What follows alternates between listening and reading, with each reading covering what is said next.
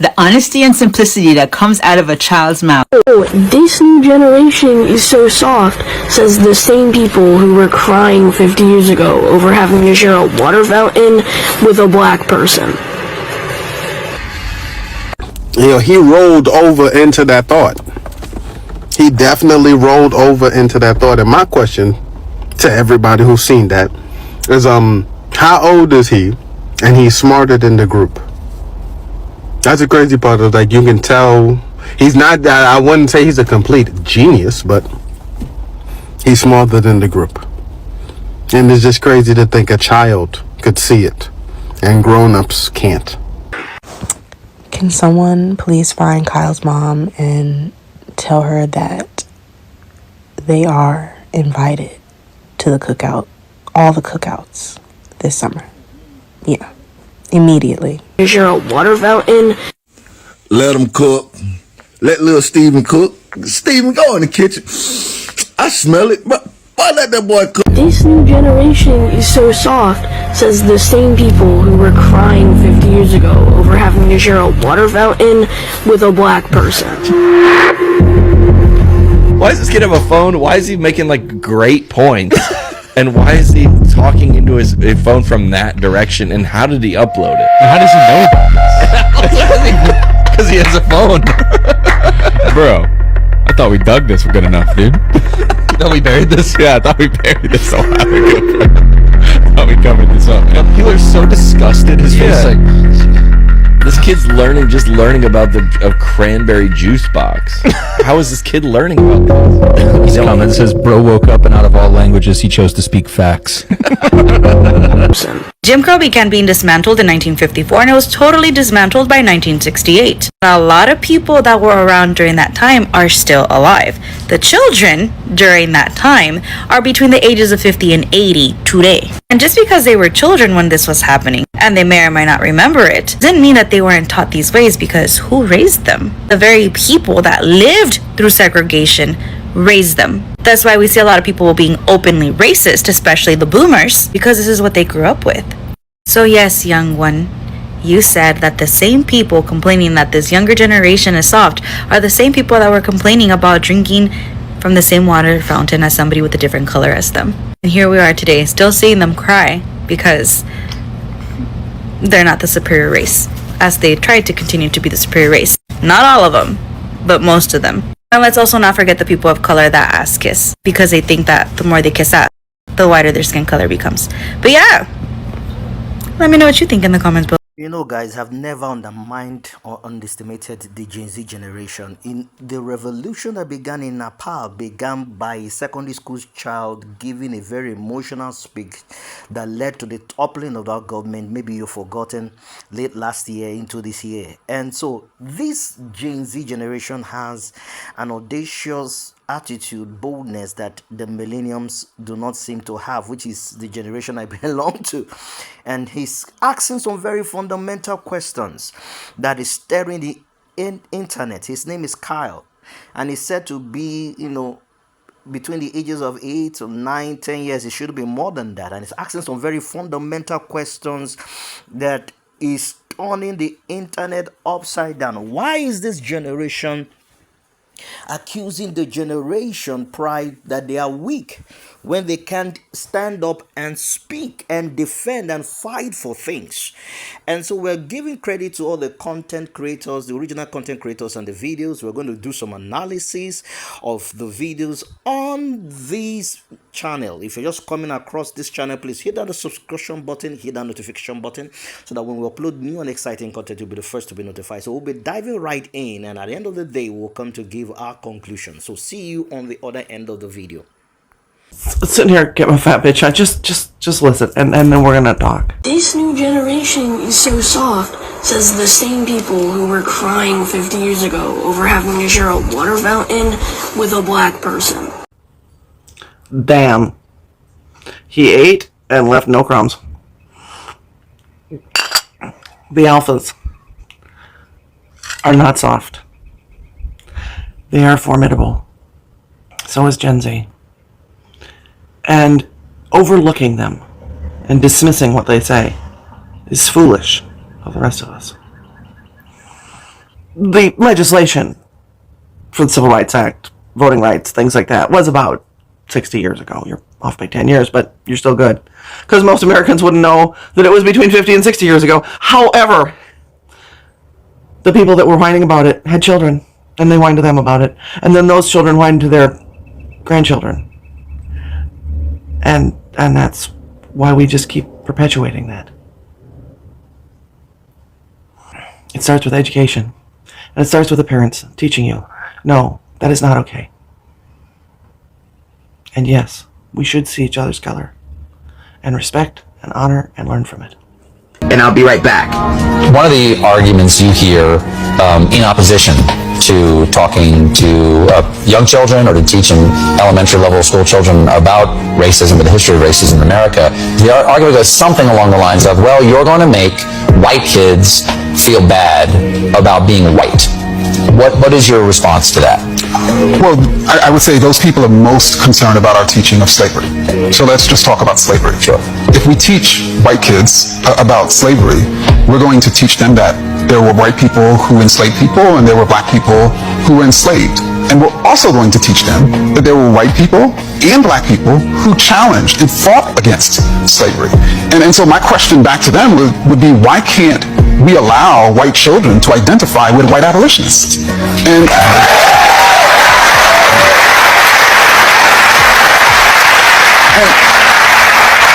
you know, and also it demonstrates to me that these folks recognize that kids are not colorblind and that how we shape the curriculum impacts our children.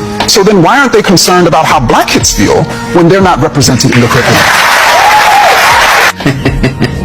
Perfect response. This is how you shut it down. Why do you assume these children would not identify with the abolitionists?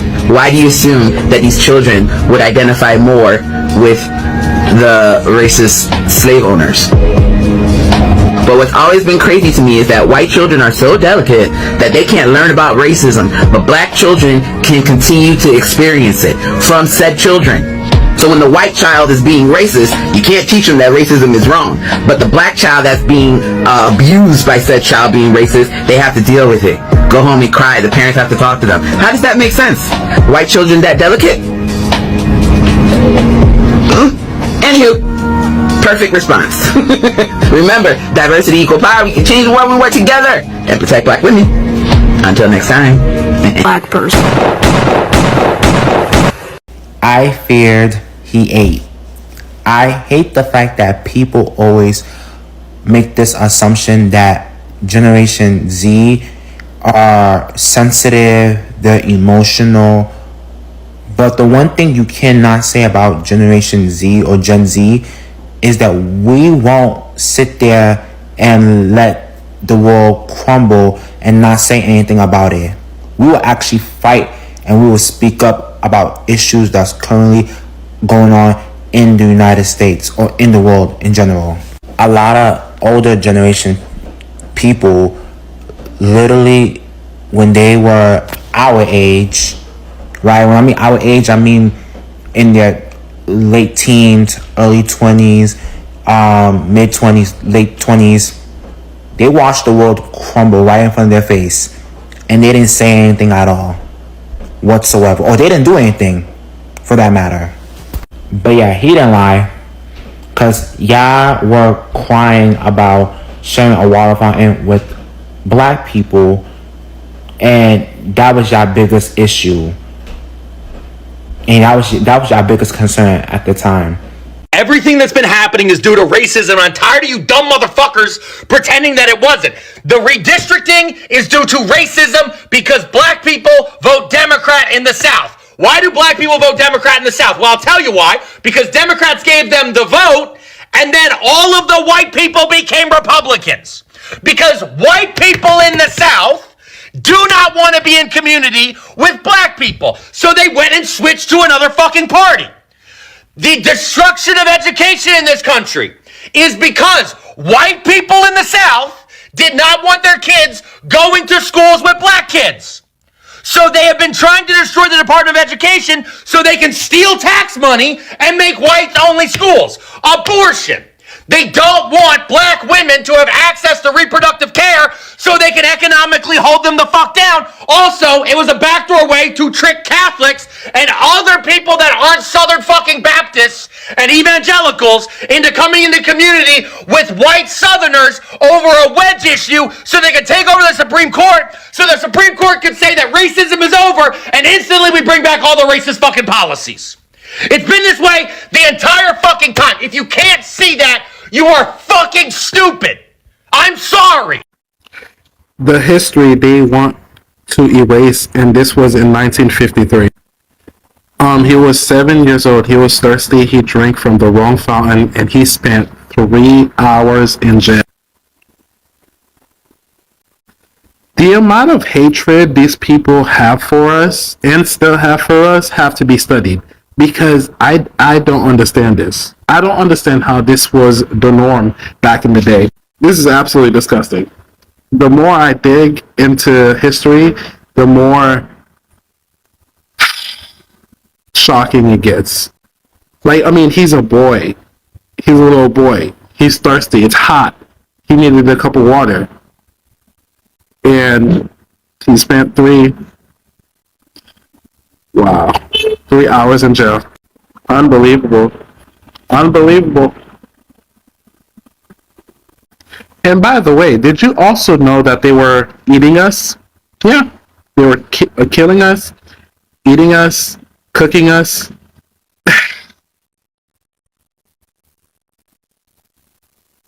But like I said, they would never put that in the history books. New generation is so soft, says the same people who were crying 50 years ago over having to share a water fountain with a black person. You know, he rolled over into that thought. He definitely rolled over into that thought. And my question to everybody who's seen that is, how old is he? And he's smarter than the group. That's the crazy part. Of like, you can tell he's not. I wouldn't say he's a complete genius, but he's smarter than the group. And it's just crazy to think a child could see it, and grown-ups can't. But you're on the right track, my boy. You're on the right track. Don't let them take you off that high horse that you're on, even though it's not a high horse. Tell me what y'all think about it in the comments, though. And it's just crazy he is that young with that much sense. Good parents. It's either good parents or they gave him enough freedom that he decided to learn things to do it the right way compared to how other people did it. Your generation threw a fit at the thought of black people drinking from the same drinking fountains as white people. Ooh. Also, remember that time their parents blew up Tulsa, Oklahoma?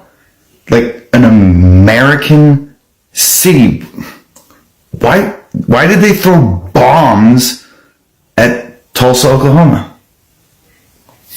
We should look it up. Google that. I want y'all to know, man, Cecil Williams, right? Y'all know this legendary picture right here. That's right. Of the brother drinking out of the whites only water fountain. I always wanted to ask you, Mr. Williams, was it a spontaneous act of rebellion or something you planned to do as a statement? It was a little bit of both. I was thirsty, but also it was the middle of the sunshine of the summer. You know, as evident from my T-shirt. But also this was not the first time I did this. There were many other times that I felt I wanted to get a little close. Really, I was not satisfied with living in the status quo and segregation. So this was something that I had done many times, and my mother wanted me not to do it anymore. But I did it again, and this time it was photographed. Did you feel fear in that moment, or was your faith stronger than your fear? None whatsoever. This is about 15, 20 miles from Orangeburg and on Highway 21 and coming back from an assignment for Jet magazine. But I never sent this picture to Jet. It was something that I held in the family, and I knew I would get chewed out had I, given it to my mother and father to see. So I hid it from them and never sent it to Jet either. Wow. So how'd they get it? Maybe 3 or 4 years later, I showed it to them in a conversation one Sunday afternoon during a dinner. It kind of came out, and then I got chewed out. Wow.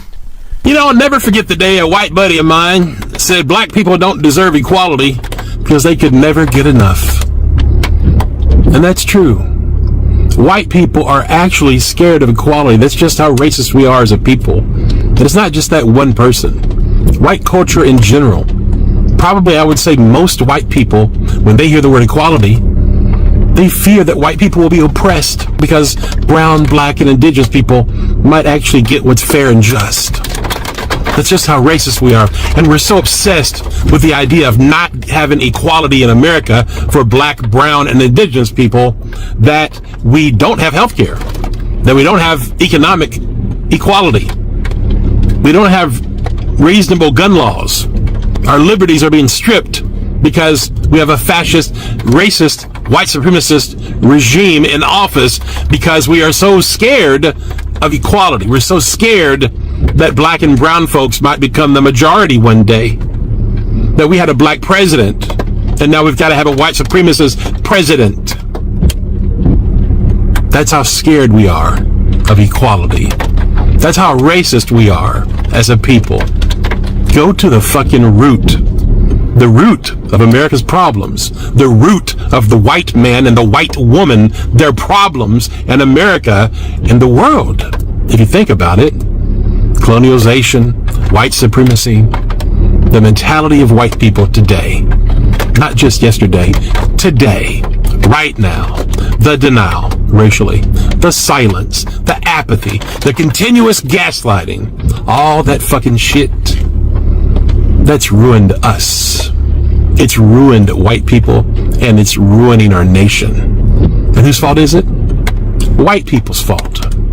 Their inability to fucking fix their goddamn problem. Until we fix white supremacy, everything we try will fail. It's dysfunctional and it's toxic, and Trump and this regime is the perfect proof of all that shit. How we got in this fucking mess? White people's bullshit. White people's racist fucking bullshit. Period. You can't understand how powerfully racist that question is, can you? Because you could never ask a white author, when are you going to write about black people? Do you think that there is still and will forever be a black-white divide? No. It's only kept alive because it's useful. When it stops being useful, they'll get rid of it. Useful to whom? To white people. They need it. Well, that is attributing a kind of willful intent. Of course it's willful. It's irrational. Everybody knows it doesn't make any sense. But they hang on to this totally unscientific, mythological, metaphorical notion of division that is wasteful. It costs a lot. It diminishes the people who feel that way. And it hurts the people who don't feel that way. When they don't need it, as in wartime, they get rid of it. When they don't need it economically, they get rid of it. But if you need it in order to solve some political problem, or to justify a land grab, or you need workers who are dependent upon you, and you can convince them that, $2 an hour, $5 an hour is enough, then you use it. It has powerful utilitarian purposes. But you are saying then that whites have a willful, malicious intent as far as... I think this is a naive question. It's a naive question. So it's there. I mean, this malice is there. That's why I ask you, do you think it's eradicable?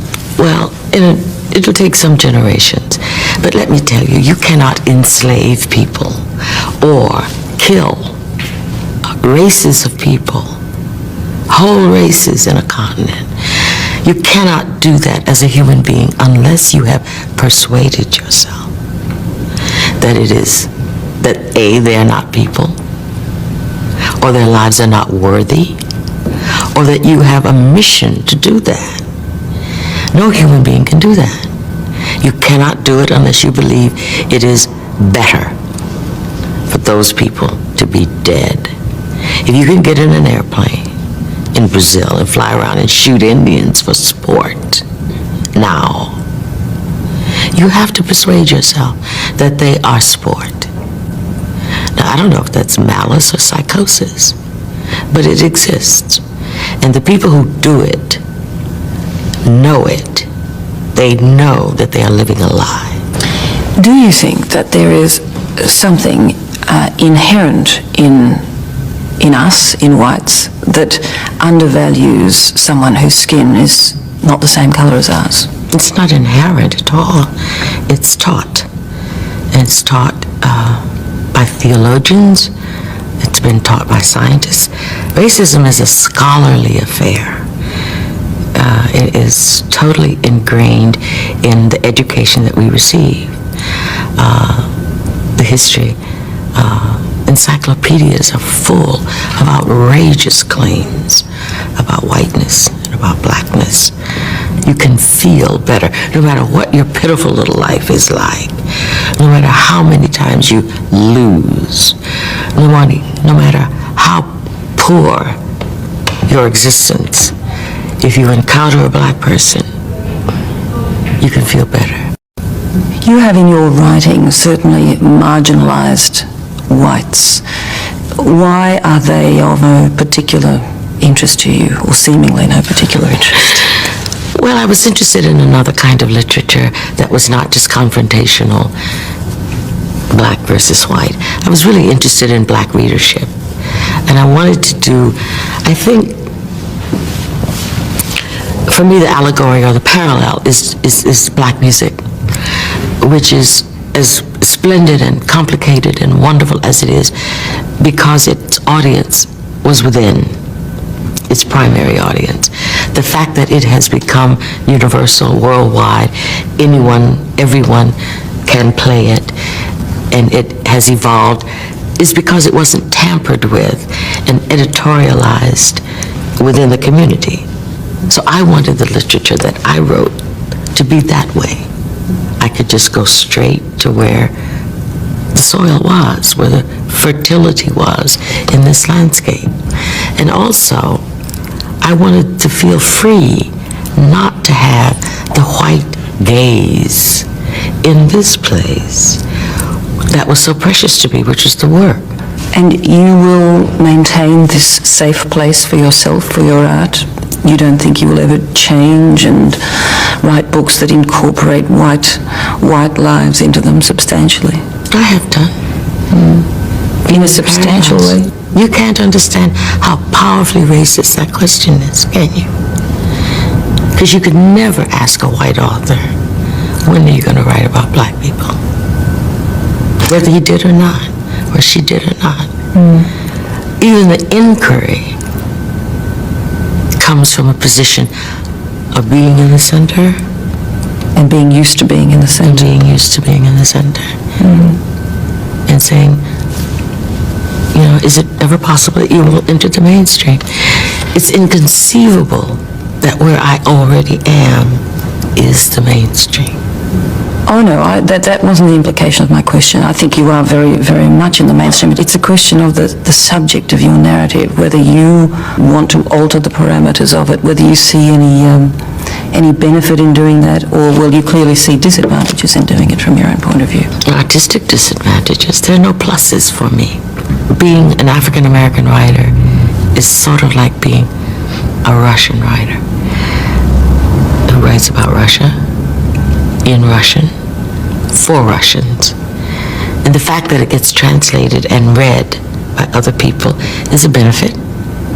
It's a plus. But he's not obliged to ever consider writing about French people or Americans or anybody.